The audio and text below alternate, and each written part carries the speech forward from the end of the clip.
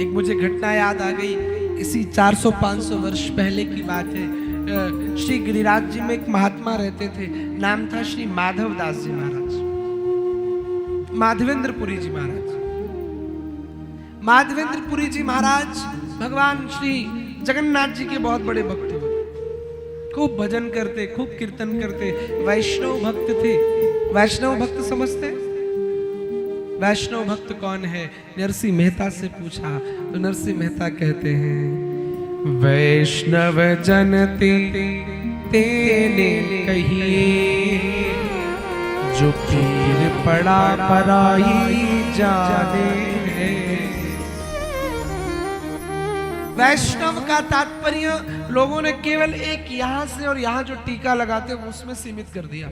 देखो शिवानंद जी आपको बड़े अटपटे लगेंगे थोड़ी देर, हाँ आप कहोगे महाराज जी बिल्कुल अलग बात का। हाँ हमें लगता है जो विष्णु का भक्त है वो वैष्णव नहीं, वह व्यक्ति भी वैष्णव है जो दूसरे की पीड़ा को, दूसरे के दुख को, दूसरे के दर्द को समझता है, वह भी भगवान विष्णु का वैष्णव है। क्योंकि वैष्णव विष्णु से के भक्तों को कहा जाता है और विष्णु भगवान पालन करता है, मदद करता है। अब मुझे लगता है हम समाज में सच्चे वैष्णव भक्त तब कहलाएंगे जब हम किसी की हेल्प करेंगे, किसी की मदद करेंगे, सच्चे वैष्णव कहलाएंगे। माधवेंद्रपुरी जी भगवान के वैष्णव भक्त 3 चीजें हमेशा अपने पास रखते। एक श्री धाम की रज, वृंदावन की रज, दूसरे श्री जगन्नाथ जी का निर्माल्य, जगन्नाथ जी के चावल जो, और तीसरा एक लोटे में एक पैकेट में गंगा जल।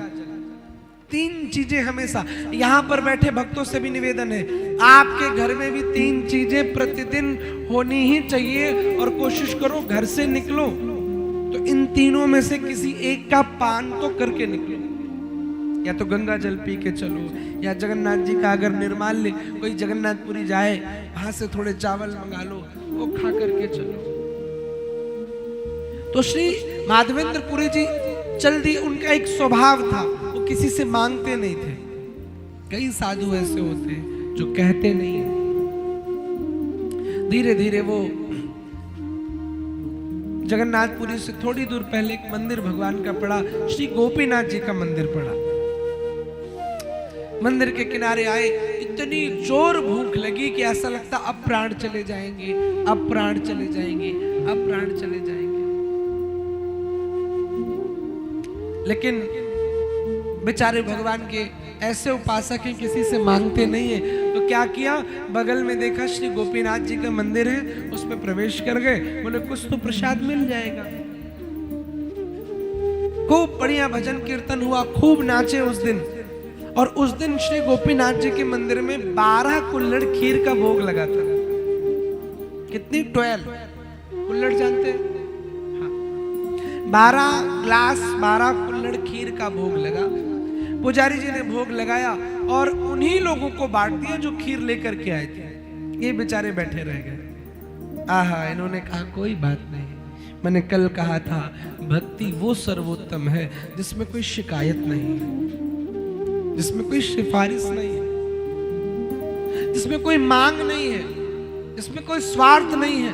भक्ति वही सब सफल है, वही सबसे अच्छी भक्ति है। एक बार आप निस्वार्थ भाव से भक्ति करके तो देखो। मैं हमेशा कहता हूं, बदल जाएंगे अश्क गौहर में तेरे, कन्हैया को माझी बना कर तो दे।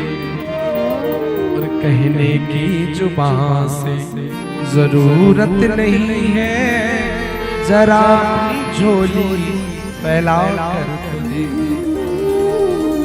मुझे कहना पड़े वो भक्ति कैसी?